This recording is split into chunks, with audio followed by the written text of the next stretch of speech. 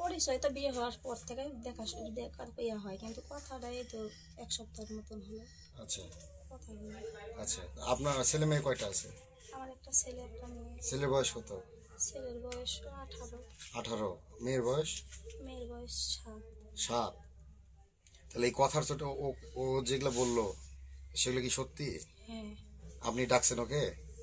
আমি ডাকিনি, আমি ফোন ও দিছে, তখন আমি আবার ফোন দিছি, আমি মানা করেছি যে ভাই আসিস না, এই জায়গাতে আসিস না, আসলে সমস্যা হবে, আসিস না ভাই।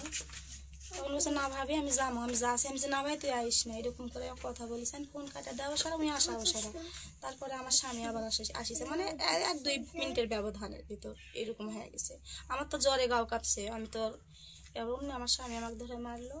তখন আমার মারা দেখে উনি আবার আসলো, আসে ওকে ধরিছে যে মারো না, যে কোনো একটা ফাইসালা করা হোক। তখন আমি তাও বলেছি আমি ভুল করে ফেলছি, আমাকে এরকম করো না, শুনলে না। এখন আপনি কি চাচ্ছেন এখন? এখন আমি যাচ্ছি এনার সাথে যাবো। এনার সাথে যাবেন? হ্যাঁ। এই তো আপনার চেয়ে বয়স অনেক ছোট। ছোট হলে কিছু করার নেই। আপনার বয়স কত এখন? কত হবে 30? 30 হবে। হতে পারে। 30 হতে পারে। আচ্ছা, এর আগেও কি আপনার সাথে সম্পর্ক ছিল? না না। আজকে এই প্রথম? হ্যাঁ। শারীরিক সম্পর্ক ছিল না কি? না না। আজকে এই কালকেই প্রথম হয়েছে? না হয়নি।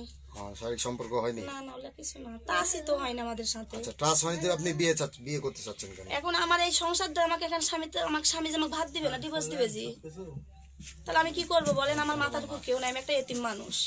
আচ্ছা, আমার স্বামী এখন আমাকে এই ভাতই দিবে না, মানে থুবেই না, এক কথা। তাহলে সেটা আগে আপনার ভাবা উচিত ছিল। ওটাই তো আমার ভুল, ভুলটা তো আমার ওই জায়গাতেই। রাতে জ্বরের ওষুধ যখন চাইছেন তখন আপনার না আমি চাইনি ওষুধ, আমি চাইনি। আমি ওষুধ বলতেছে যে খাসি, আমার এখানে ওষুধ আছে, এই যে আমি ওষুধ দোকানে থেকে আনে খাসি। আমি বলছি ভাই আমি ওষুধ খাসি, তো বলছে না ভাবি তোমার জ্বর ছাড়েনি, রোজা কেন থাকবে নি, আমি ওষুধ লিয়ে দিই। আমি বলছি না আমার লাগবে না, আমি এন করে তক্ক করছি মোবাইলও, তক্ক করা ফোন কাটা দেওয়া সারা উনি আসিছে, অমনি আমার বাড়ি এলাইছে। আমার কথা বলার কেউ সুযোগই দেয়নি, আমার কোনো কথা বলার সুযোগ দেয়নি।